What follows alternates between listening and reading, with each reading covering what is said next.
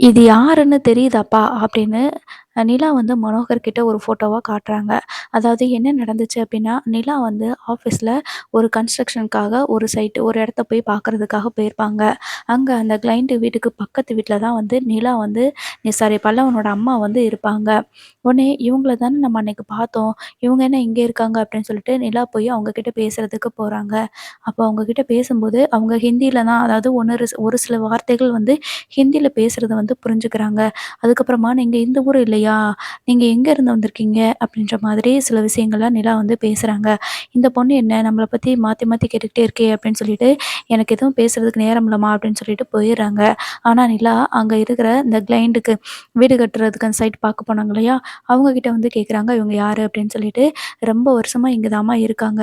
இவங்கள பார்க்குறதுக்கு இதுவரைக்கும் யாரும் வந்தது கிடையாது, போனது கிடையாது." அப்படின்ற மாரி சொல்றாங்க.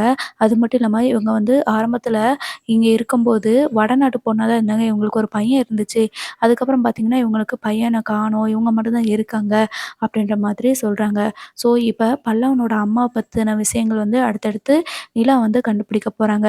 கடைசியில பார்த்தீங்கன்னா, நிலா வந்து நிலாவோட அப்பா இருக்காங்க இல்லையா?